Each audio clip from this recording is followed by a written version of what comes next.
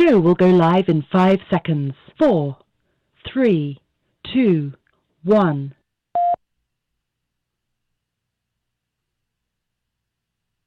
Show will go live in Radio.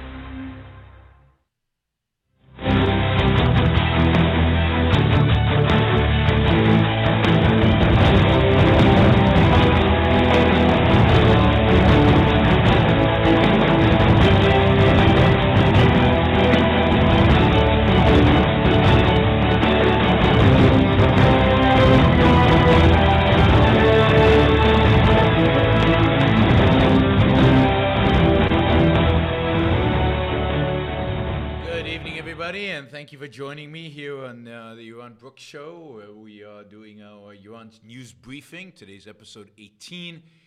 It is January 24th. Wow, this month is going by so fast. I've already been in Puerto Rico 3.5 weeks. It's just buzzing by. A lot of fun. All right. Hope you guys are all doing well. We're gonna talk about. I want to talk about one main topic today, and then we'll see where we go.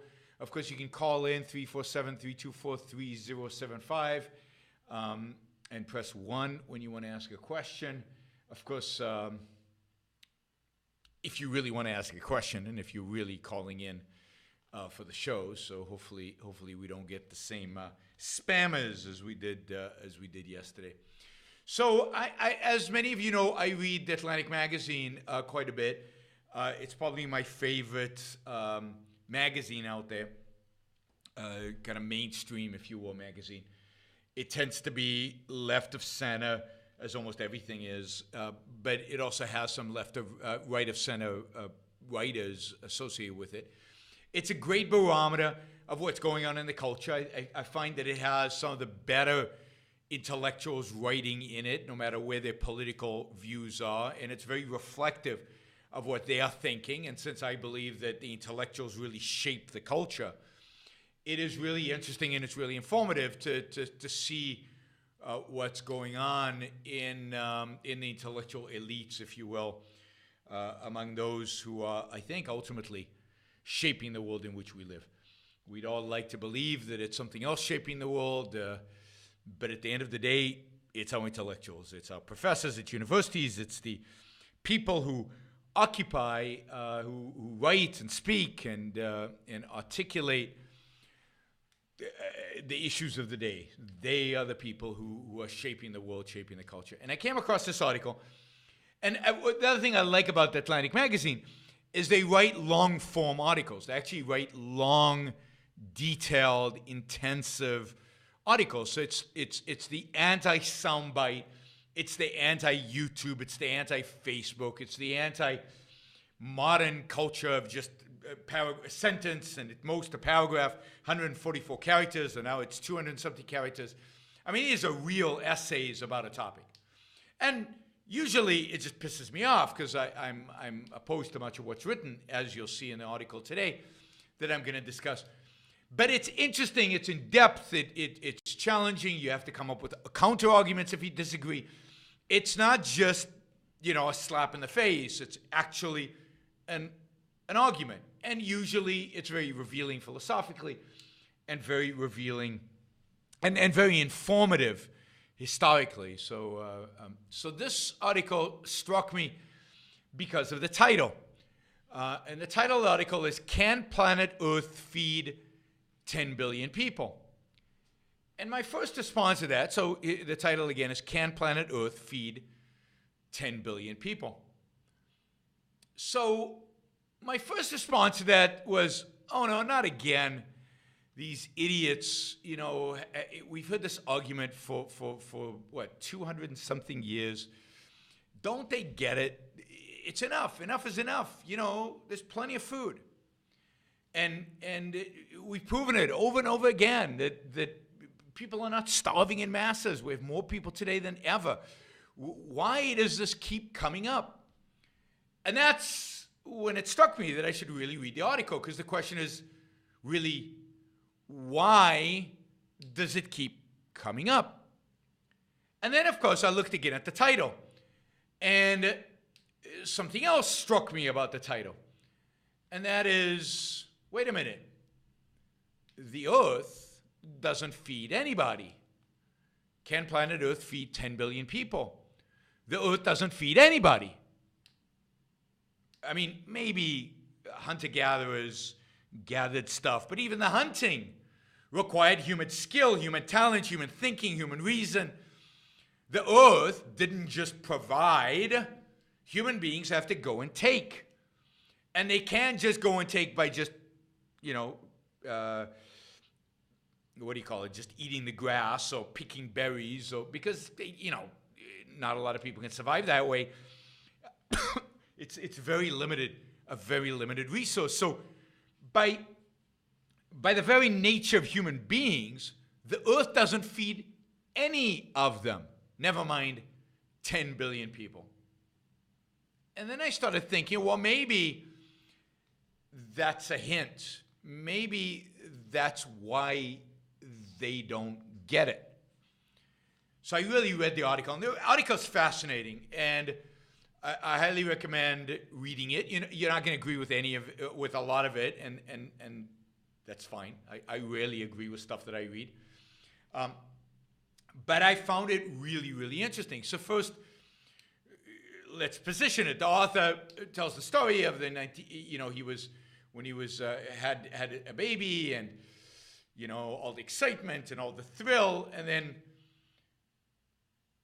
as he kind of as that all dissipated a little bit, he thought to himself, wait a minute, when my daughter is my age, almost 10 billion people will be walking the earth. How is that going to work? How are they all going to be fed?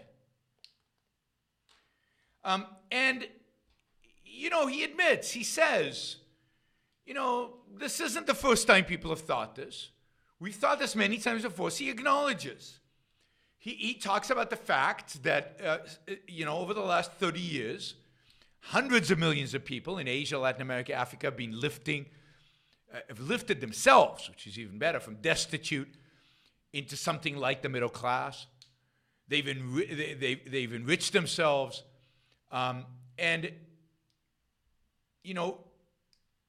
He says nothing like this has ever happened before. Nothing like what's happened over the last 30 years has ever happened before. Then he says, and this is again kind of a clue to what he's thinking or what he's not thinking. He says, still nothing like the surge of well-being has ever happened before. True. But then he goes on and says, no one knows whether the rise can continue or whether our current affluence can be sustained. No one knows. No one knows. Why does no one know? That's the key question. Why does no one know? And how do we know that the earth can feed 10 million people, 10 billion people? Right? The author of the article, somebody makes a note, Charles Mann, is an interesting character. And he should know better because he's an expert on Julian Simon, the great economist. If you haven't read Julian Simon, The Ultimate Resource, I definitely encourage you to do so. One of the great economists of the 20th century, died probably, it's probably now 10 years ago. Julian Simon really deals with this problem and solves it. He solves it. And he tells you why we do know the rise can continue, if you understand where the rise comes from. So Charles Mann continues, and he says, how do we know? What do we do? And he presents it as, look, there are two schools of thought here. And this is what gets really interesting, because this is stuff I didn't know. There's one guy by the name of William Voigt. William Voigt was born in 1902 and was what is called an apocalyptic environmentalist. Now, I didn't know William Voigt, and I haven't studied the environmentalist movement in great depth, but it's really interesting. He believed that unless humankind drastically reduced consumption and limited its population, it would ravage global ecosystems and die out. And he says if we continue taking more than the earth can give, as if the earth gives us anything, but we'll get to that, the unavoidable result would be devastation on a global scale. Cut back was his mantra. So William Voigt was the idea, was typified the conventional environmentalist attitude. Human beings, unless they become more integrated and a part of nature and understand nature, and they shrink their population and really revert down back to a primitive way of life, it's unsustainable. We're all going to die. All going to die. He positions Borlaug, and I hope I'm pronouncing his name right, because this guy's a really heroic guy, Norman Borlaug,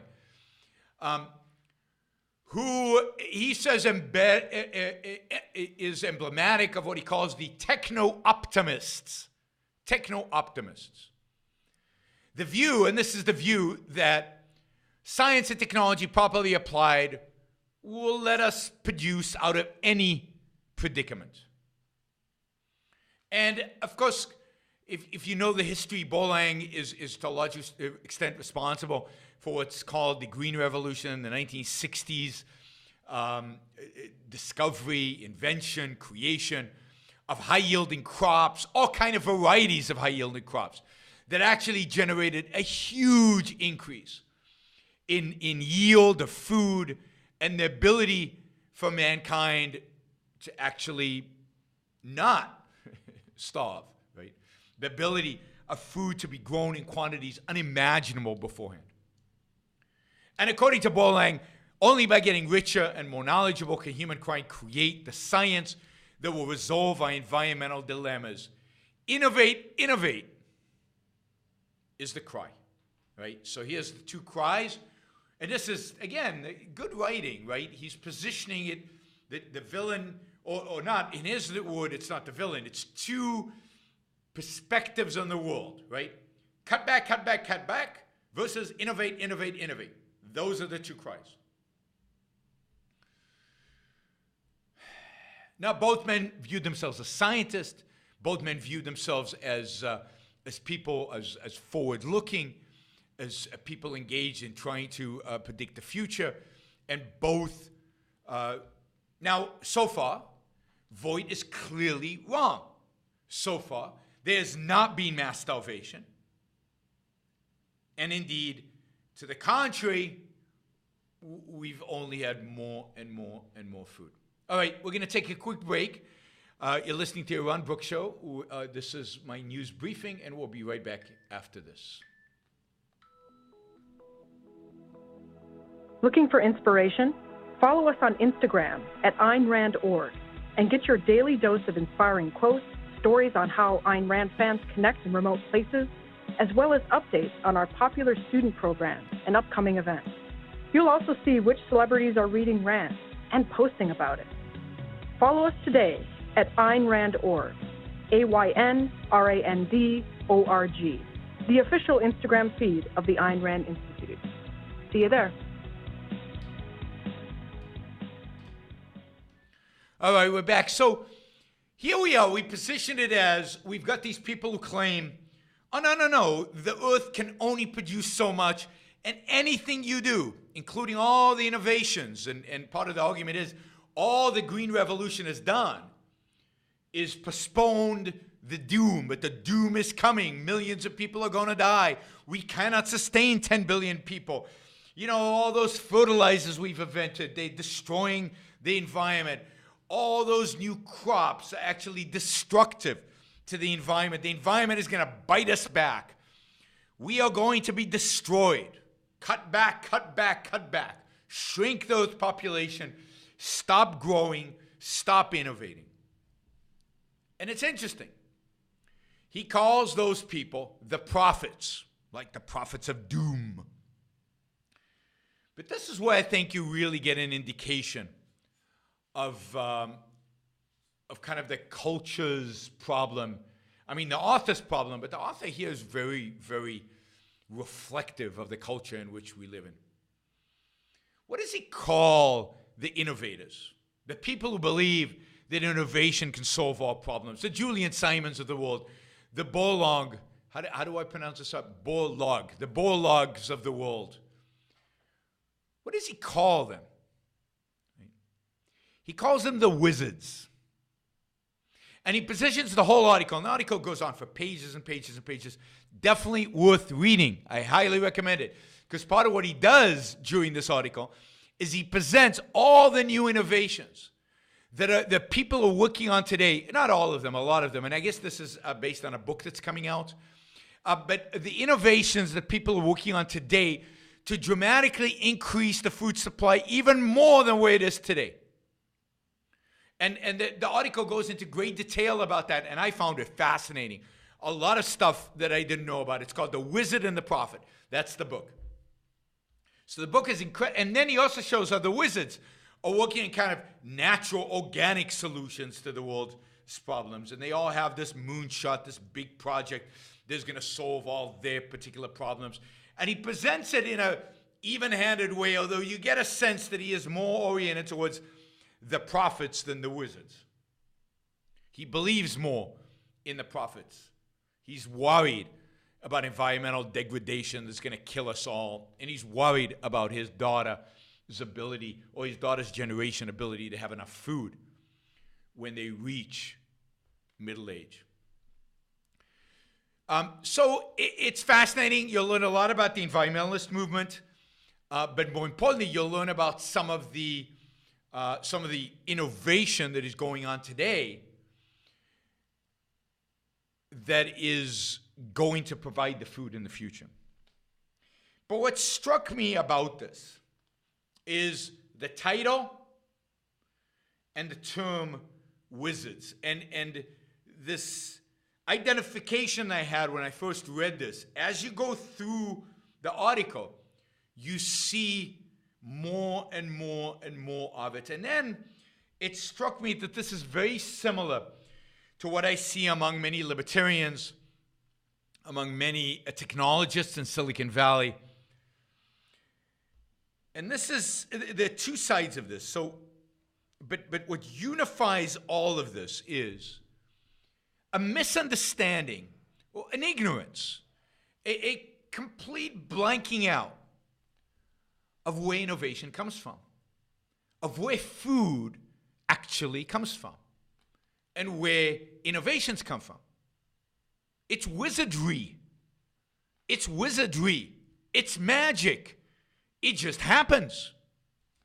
And this is why he says, well, it's been an amazing ride for the last 30 years. Wow. All these people are better off. All these people are richer. All these people are alive, even though many environmentalists predicted they would all die. But how do we know it'll continue? We've discovered all these amazing things, and we've innovated, and we've improved our lives. But how do we know we can do it again?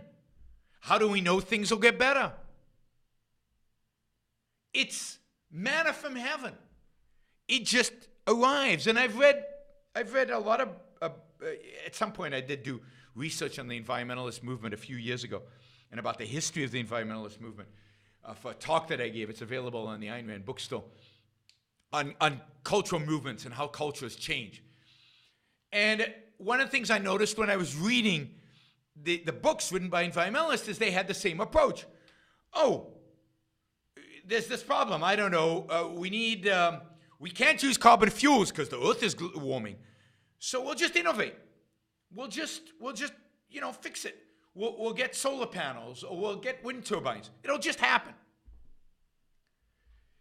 There's the attitude that is prevalent, I think, in our culture, that innovation is magic, that science just happens, that it's all, somebody wrote, abracadabra, and it just comes. But we don't know that it's going to come, because that's the problem with magic. Because you don't understand it, it might come, it might not. So it came over the last 30 years. We had this magic. Will it come again? Will it come in the future? How do we know it'll come in the future? And at the end of the day, how do we know that planet Earth can feed 10 billion people? Oh, wait a minute, but the planet doesn't feed 10 billion people. Who feeds 10 billion people? People do. Innovators do. Science does. Technology does. Entrepreneurs do. But all of that is a black box. It's unknown. What is that? Where does it come from? How do we know it'll exist tomorrow? It's scary, man. It's scary. If you don't know where innovation comes from, if you don't know where food comes from, then the world is a scary place. So, while I think many environmentalists are truly motivated by nihilism, by wanting to exterminate the human race, by destroying, by just knocking stuff down, I don't think all environmentalists are. I think those are the real intellectuals. Those are the intellectuals behind it. I think most people are motivated by fear. I think the human race generally is to a large extent motivated by fear.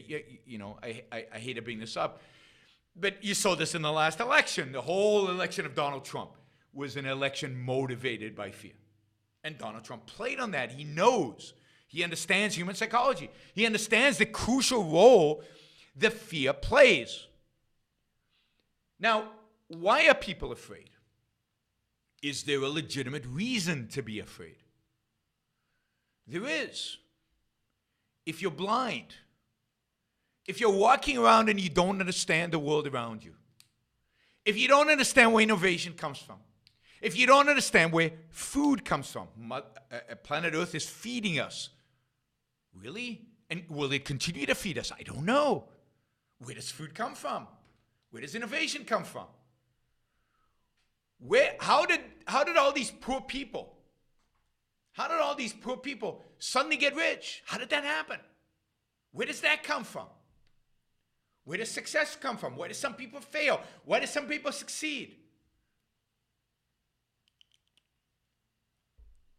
And what is it that they're blind to? What is indeed the source of success? What is the source of food? What is the source of innovation?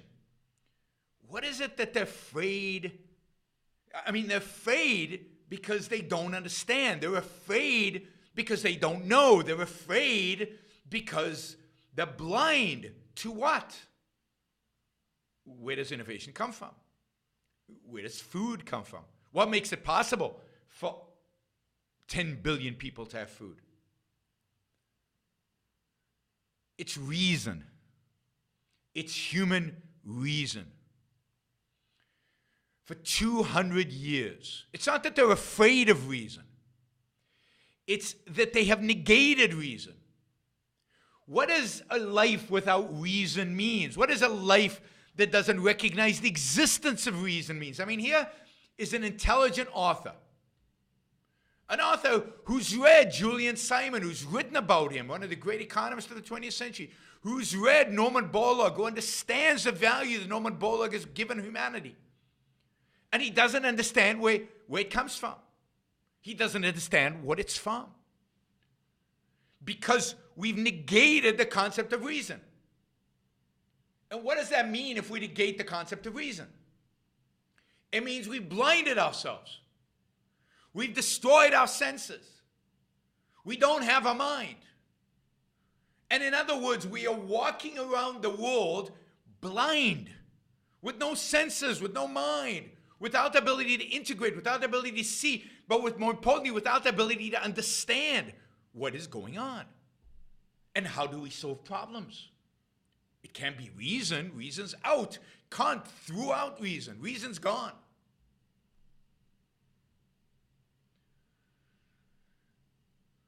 So, once you abandon reason,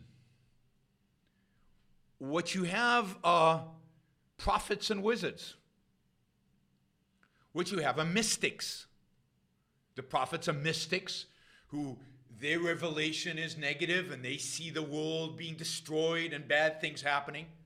And the wizards are mystics that wave magic wands and create new technologies. But how do I know which of these mystics is right? What's the standard by which I can evaluate which mystic is right? How do I know what revealed knowledge is true? Is the guy waving the magic wand better than the guy who's prophesizing the future? When you negate reason, you turn people into blind, afraid animals.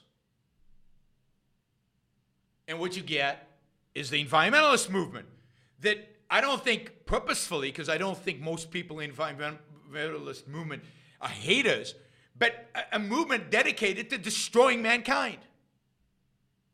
A movement dedicated to destroying progress, destroying industrialization, destroying innovation, destroying technology, because they're blind. They don't see. They can't see anything.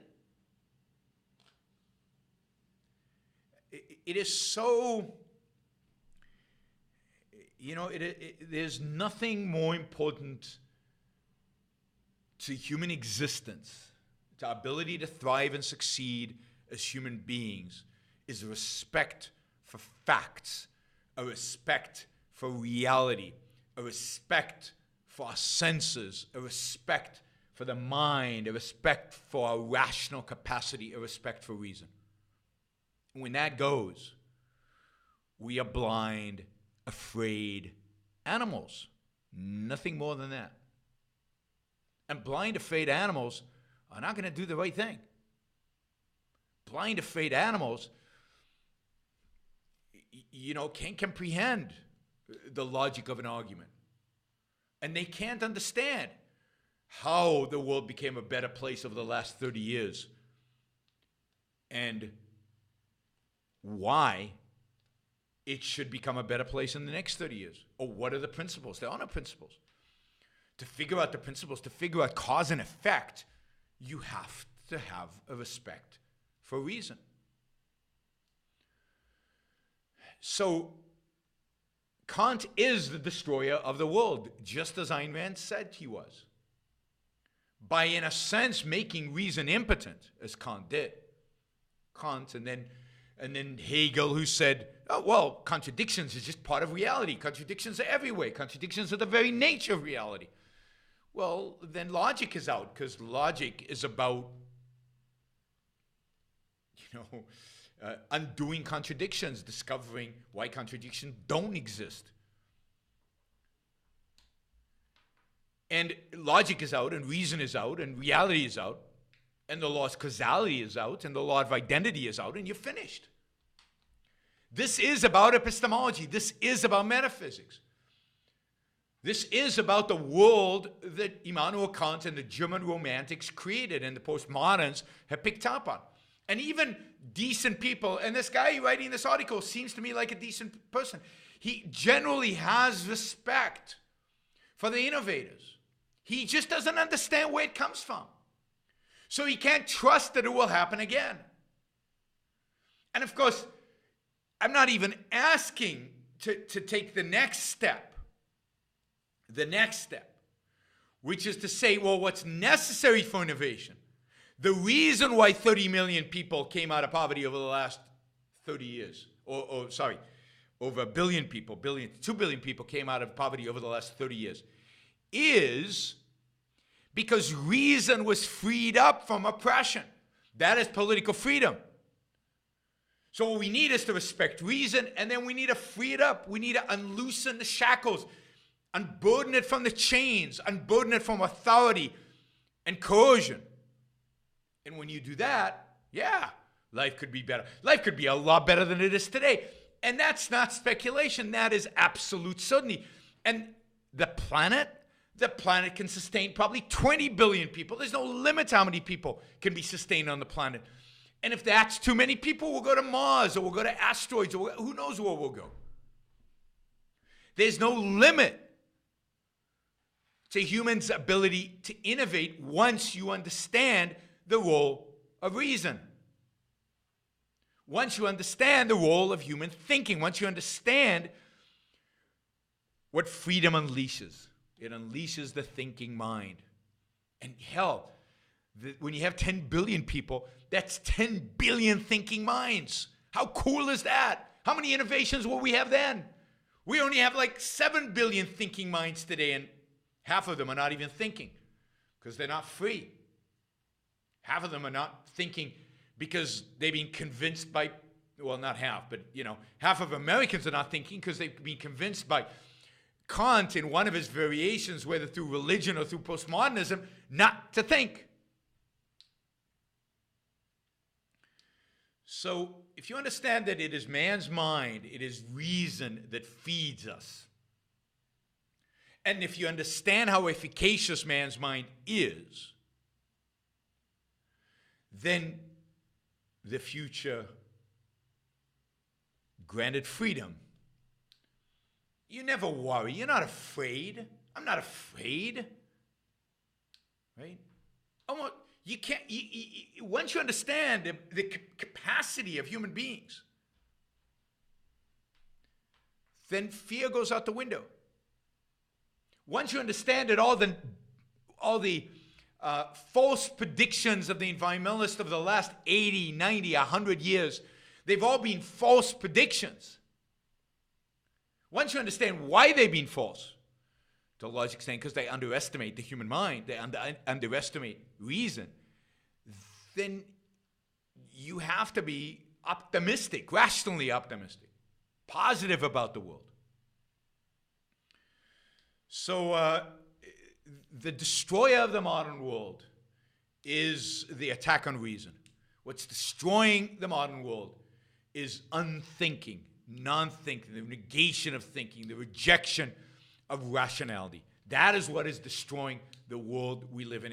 And that is why the political situation today is so destructive. It's so destructive because nobody is approaching it rationally. Nobody's presenting rational ideas. Rational ideas are out. What's in is dogma. What's in is emotion. What's in is the tribe. And that's what happens when you abandon reason. The tribe is in, and the prophets are in. But I found it really interesting. Years ago, respects technology, and it calls technologists wizards. Wow. All right, after the break, we're going to take a quick break now. After the break, I'm going to take your phone calls, 347-324-3075, and you have to press 1 so that I know you're calling to actually ask a question. So questions on this, on any topic, if you want, we'll dedicate the next few minutes to topics of your choice. 347-324-3075. Press 1, and we're going to go to a break. The Ayn Rand Archives has more than 1,500 photographs of Ayn Rand, her life, and her work. Become an ARI monthly sustainer today, and you are eligible to receive the Ayn Rand photo series every month. These high-quality reproductions, each with historical anecdotes provided by the archives, will be shipped to you in a protective sleeve and are suitable for framing or for collecting in a photo album. Becoming an ARI monthly sustainer is the most convenient way to contribute. Your automated monthly gift of just $25, that's less than $1 per day, helps to sustain our vital programs and qualifies you to receive the Ayn Rand photo series. When your first monthly contribution is made, you'll receive the first set of 2 photos. Then for as long as you contribute, at least $25 a month, you'll receive an additional set of 2 photos each month. For residents outside of the United States, a monthly donation of $50 is required to receive the photo series. Signing up is quick and easy. Just go to AynRand.org/donate and look for the link at the bottom of the page to become an ARI sustainer. All right, welcome back. You're listening to Yaron Brook Show. This is our news briefing, although, I'm kind of bored with the news, so we're doing a little bit more in-depth stuff. I again encourage everybody to read this article. I think it's an excellent article. It's fascinating. Can Planet Earth Feed 10 Billion People by Charles Mann. It's in Atlantic magazine. You can get it online. And what's tragic about this is that Charles Mann is trying to is trying to really deal with the facts. He's trying to really present a story. And you can tell his admiration towards science and technology. But he's crippled. He's crippled like so many of modern intellectuals, so many modern people. He's crippled by his lack of understanding of what human reason is and what human reason is capable of. Okay, we've got 4 callers. Hopefully they're real callers. We will find out in a minute. I'm ready to hang up on you if you're not a real caller. And we'll see if the question's on this or something else. We'll take it from there. Hi, you're on the Yaron Brook Show. Who's this? Aloha, it's Stuart. Aloha, Stuart. How's it going? It's going great. I wanted to ask you about a related topic because I've been following this techno-optimist, rational optimist stuff for a while now, and I think that a lot of environmentalists and leftists have half conceded Julian Simon's point that there is no inherent limit to growth. Like Pierre Diamandis, the SpaceX guy who admires Ayn Rand, he wrote a book similar to Julian Simon's called Abundance, Yep. and it was recommended by Bill Clinton, it was recommended by Arianna Huffington, and back in Julian Simon's time, hardly anyone would stand with him. Everyone left and right was against him. Yeah. I think. Yeah, go ahead.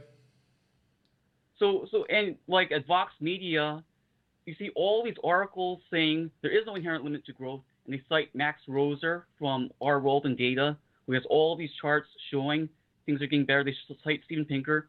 But what worries me is that they concede that the whole Malthusian doomsday thing is wrong.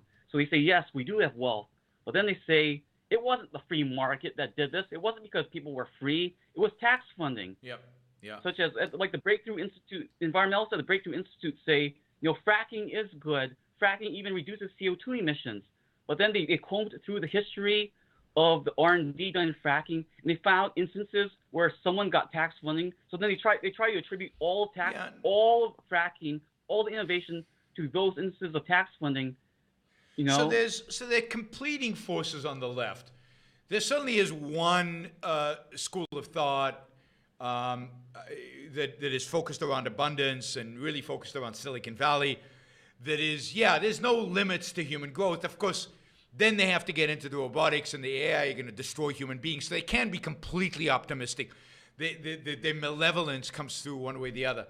But then there's another school of thought that definitely exists on the left and is very powerful on the left and was particularly prevalent during the Obama administration, which is those economists who believe that we've reached now secular stagnation and there'll never be economic growth, and this is just the way it is, and economic growth is peaked. And there was an economist, a famous economist by the name of something Gordon, I forget his name, who put out a very influential book 2 or 3 years ago about the limits of growth, and growth has ended.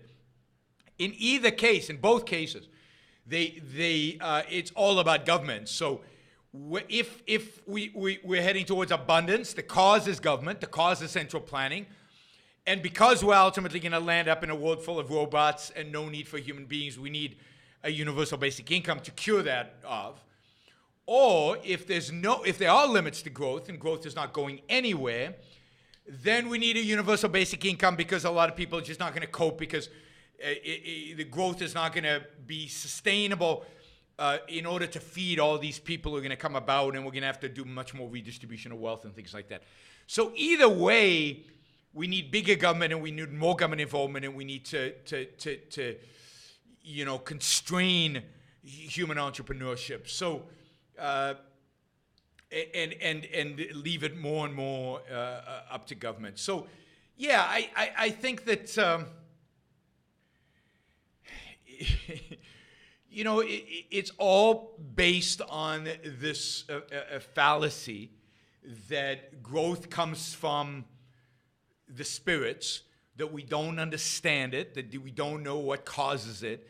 And either it's Diamandis, where it just has to happen, this exponential growth is baked into human genes and it just has to happen, or whether it's others who say, no, we've peaked innovation, and it's all based on nothing. It's all based on emotion. It's all based on irrational optimism on the one side and irrational pessimism on the other side. But it's based on irrationality. And you're seeing it on both sides. Max Roser especially breaks my heart. He has all this data, showing this progress. Yeah. Anytime you ask him what caused it, he always tries to attribute it to the welfare state. That's even the exact term he uses, welfare state. They can't understand what caused it, and because they can't understand reason. They won't admit to the existence of reason. Everything is still to them some form of revelation. And if stuff is revelation, then you need a philosopher king to do the revealing to you. It's not up to the individual. Individual reason is not the source. All right. Thanks, Stuart. Thanks for calling. Absolutely. Thanks for bringing in Diamandis. I mean, it's very, very you see it across the political spectrum. This is not about politics. This is about people's attitudes towards thinking, towards reality, and towards facts, and understanding the source of innovation, understanding the origins of progress and success. They're rooted in reason, and therefore individualism, and therefore capitalism. And you cannot have them without all those. All right, we're going to take the next caller. Hi, you're on the Yaron Brook Show. Who's this? Hello? Hello? Yeah, I can hear you.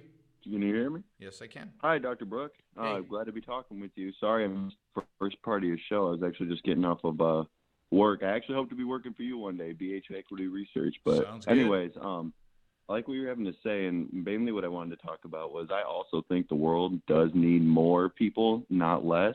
And it's something I've discussed with, a lot of people who are concerned about carbon emissions and everything for more humans, where I think that it's actually the opposite argument, where the world would do better with more humans because we'd have more chance of innovation and, a genius being born just by chances of, more people being born. Yeah, I think all that is... also say that we couldn't sustain our lifestyle with less people.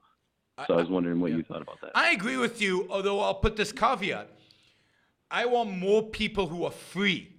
That is, if they're going to be many, many more people, but we're not going to be free, then we're going to land up in concentration camps. We're going to land up in horrible conditions because there will be too many people, and people will starve. There won't be enough food because you need freedom in order to... So, who feeds 10 billion people? It's the human mind. But it's the human mind freed from coercion, freed from authority, freed from oppression. So you need freedom on top of it. So absolutely agree with you. Under freedom, the more the better. The more people, the more brains, the more problem solvers, the more innovators, the better off we all are. I 100% agree. Do you mind if I have a quick follow-up? Sure. Yes or no would be fine if you want. Sure. Do you believe in any of the depopulation theories that you hear where it's like... for example, where Bill Gates was on the TED Talks and he was saying we need to get carbon emission down to zero? No, I don't think Bill Gates wants to depopulate the earth. I mean, I don't think he would force that. I don't think he's that kind of evil. I think he would... Or any in general. I think he would theoretically like there to be fewer people in the planet because he believes in this environmental, nonsense and this profit attitude that this article talked about, and he doesn't understand the source of wealth and prosperity and the source of his own success. So I think Bill Gates is a very mixed guy, but he's not evil in the sense that he wants to see the earth be depopulated. I don't believe that. Thanks, Dr. All right. Brook. Thanks for calling. Thanks for listening. Really appreciate it. All right, we're going to go to next. Hi, you're on the Yaron Brook Show. Who's this? Hi, this is Jennifer from Michigan. Hey, Jennifer. How's it going? Must be cold Fine, up there. how are you? I'm fine. Very warm. I was wondering, do you think it's a good example of a package deal where the environmentalists will lump carbon dioxide, which is a bio-necessity, in with true pollution, something like sulfur dioxide or pollution that can be an actual problem? Yeah, I do think. I think that the package deal, well, is it a package deal? I mean, pollution has become a package deal because they include in it stuff that is not objectively a pollutant. But I don't know. Right. I don't know. Let me think about that. I'm not sure I would call it a package deal. But clearly, viewing CO2 as a pollutant is, ridiculous. It's anti-scientific and really absurd. Just absurd. Yeah, there wouldn't be any life without it, and there is legitimate pollution, but that's not part of it. Yes, no, and the real legitimate pollution is far less than what people argue it is. The fact is, life expectancy is longer than it's ever been. We live better, healthier, lives in spite of all the cars, in spite of all the so-called pollution, in spite of everything. Being rich is in a polluted environment is far better than being poor in a pristine natural environment. So I'm all for pollution. I'm a huge advocate for pollution. Now, if I'm rich and there's an easy and relatively cheap way to make the air cleaner, I'm all for that as well. So it's not that I'm really for dirtying the water and dirtying the air, but the idea that that is killing us and it's destroying the world, and ask the Chinese. They've got a lot of pollution, but life is relatively good because they're much wealthier for it. Yeah, it's definitely easier to worry about cleanliness when you're not starving. Yes, and cleanliness is a prerogative of the rich, and I hope we all get rich so we all get cleaner and cleaner. So I'm all for cleaning up real pollution once you get rich. All right, thanks, Jennifer. Really appreciate it. Thank you. And thanks for the support. All right, hi, you're on the Yaron Book Show. Who's this? This is Russell Jones. Hello again, Mr. Brook. Hey, Russell. Michael, you might have mentioned this, but I was wondering what your take was on what Steve Mnuchin said at Davos, where he advocates a weak dollar. Because I think, that right, our failing economy is what dropped America out of the top 10 for innovation. Because I was just reading about that recently. Yeah, America's now for the first time out of the top 10 innovative countries in the world, which is stunning. It's really, really stunning. And the other thing that I read about, I think today, was that China's just cloned a monkey. And China's way ahead of us now on genetic engineering. The other, I was going to talk about it tomorrow, and I will talk about it tomorrow, is about the story about how the Chinese are using CRISPR to do gene editing way ahead of the United States on this stuff because of all the problems that regulations have created. But look, so in spite of the fact, I talked yesterday about the evil of regulation, and regulation is really hampering innovation in America. But let's separate that from the weak dollar. I mean, the weak dollar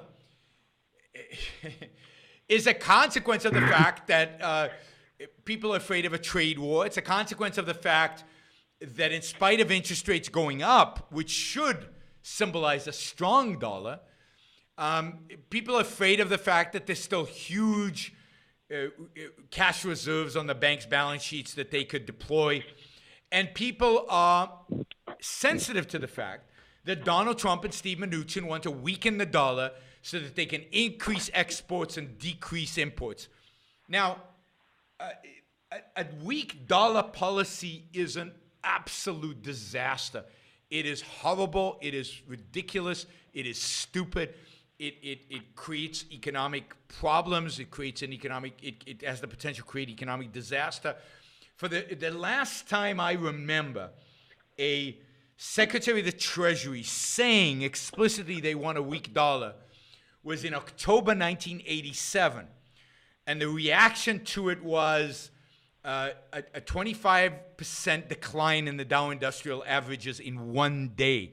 The largest one-day decline in the Dow Industrials ever. Now, I'm not saying that'll happen right now, but it certainly happened in 87. But the weak dollar policy of the Trump administration is bad for the U.S. economy. It's suicidal, and it goes hand in hand with the suicidal nature of the anti-trade agenda. Mnuchin is a lefty. He's part of the swamp. He's not a good guy. He's a crony. He's pro-regulation. He's pro-government control. He's pro-central planning, pro-central banking. One of the worst appointments that Trump made, but very reflective of who Trump really is. Right. Yeah, so bad news. The fact that Mnuchin said it is bad news. I would be very cautious in the financial markets right now. And by the way, the dollar could decline so much that it will wipe out a lot of the gains in the stock market that everybody raves about. If the dollars gold is going up right now, which suggests again that the dollar is declining not only against other currencies, but there's real inflation against the cost of living. And if that is representative of inflation, or that represented the value of the currency you have, then what does it mean when the stock market goes up 10% if the dollar declines by 10%? It means nothing. So I think the bad economic policy, or the bad economic policies, and the bad communication policies, the communicating economic policies of the Trump administration will come home to roost. We will suffer a consequence of that, and a weak dollar is indicative of bad economic policies and bad things to come. All right. Good. Oh man, it's going to be rough. Thank you, Mr. Brook. I think it is going to be rough. I don't know when, I don't know how exactly, but it's going to be rough. And Donald Trump is not making stuff better. He's making stuff a lot worse. A lot worse. All right. Let's see. We got one more caller. Hi, you're on the Yaron Book Show. Who's this? Hello. Hi. This is Enric. Yes. Hi. Go ahead. Hi. So it sounds to me like what I gather is that intellectuals are basically dishonest, that they're pretending to know something that they don't know about the future, that they're taking a static view of the present and projecting it into the future of what the future can be. I think that's even right. when it comes to robots and AI, there's a lack of imagination of the diversity of AI, diversity of robots, of what can be created. Sure. But I think the dishonesty is deeper than that. The dishonesty comes from the rejection or the denial or the blindness towards what reason is and what it's capable of. And therefore, a kind of a real wandering in the dark. So if you will, many of our intellectuals have been blinded. They've been blinded by the fact that they've negated reason, and therefore they have no tool by which to know reality, by which to project the future, by which to understand how human innovation is going to happen, what's going to cause it. They either believe innovation is automatic, it'll just happen because it's magic, but magic seems to happen and will continue. I hear a lot of libertarians and a lot of kind of optimists about the future have this attitude. No, things are going to be great in the future. Why? Because they've been great in the past, and it just happens. And then the pessimists are the same thing. Oh, no, we don't know that things are going to be good in the future because we don't really understand why they were good in the past. So how do we know it'll happen in the future? So both are wrong in the same respect. Until you understand the role of reason in human prosperity, until you understand the role of reason in human flourishing, in technological success, in economic success, in providing us with food, you're blind to the future, whether you're on the left, whether you're right, whether you're pessimist, whether you're optimist, you're blind to the future. So you're absolutely right. The real dishonesty is a dishonesty with regard to human reason and the capacities of human reason. Yeah, at the same time, they claim to be for reason in contradiction to conservative religionists. Yeah, but it's a reason divorced from reality. Yeah. So it's a Kantian form of reason, which is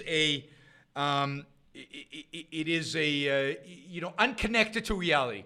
Reason is a mind game, as a logical exercise in stuff, but it's not connected to real reality. We don't know what reality really is. Our senses distort reality. Our consciousness distorts reality. So at the end of the day, it's impotent. So yes, they acknowledge reason and they claim to be champions of reason, but a form of reason that is impotent, and they know it's impotent, so it undermines whatever case they have.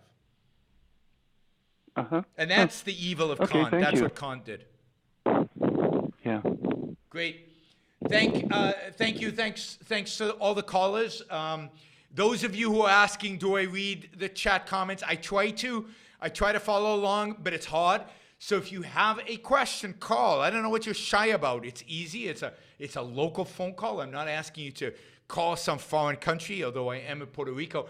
It's a 347-324-3075. It's a local number. You can easily call it. So instead of asking a question on chat, which I can't really integrate while I'm talking, while I'm taking calls, while I'm trying to focus, and then I'm trying to follow along the chat to make sure that I'm not going off on some tangent that nobody understands. But I can't really acknowledge your questions, and then you ask a question, I think, I should answer that, but then it passes because other people are writing and there's a whole conversation going. Too distracting. All right. I'll be back tomorrow, same time, same place. I want to talk about CRISP. I want to talk about some other interesting things that are happening. Maybe we'll talk again about Davos. I know Trump is going to Davos, and there's all that going on in Davos, and Davos is interesting. I also plan to do a show maybe on Friday about George Soros. I want to do a show about George Soros and conspiracy theories. And then we'll also have a show soon about honesty, the virtue of honesty, why it's so crucial, why it's selfish to be honest. All right. I'm always here on Facebook, on YouTube, on Blog Talk Radio. Please subscribe to my podcast on iTunes, on Stitcher, on any podcasting app you like. And follow me on Facebook and Twitter. Subscribe, please, to my YouTube channel. And finally, if you get value out of the show, if you want to support the show, if you think what you're getting here is of value and worth supporting, please go to patreon.com, Yaron Brook Show, patreon.com, and make a contribution, anything from $2 to any amount imaginable, $2 a month.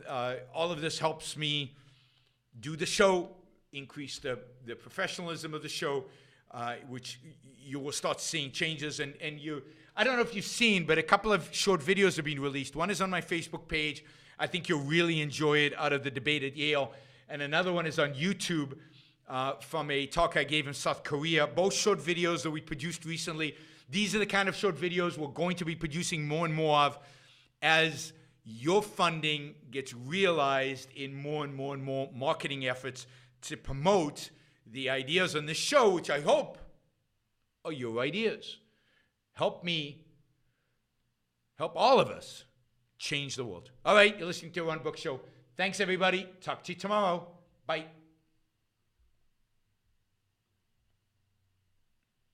Thank you for using Blog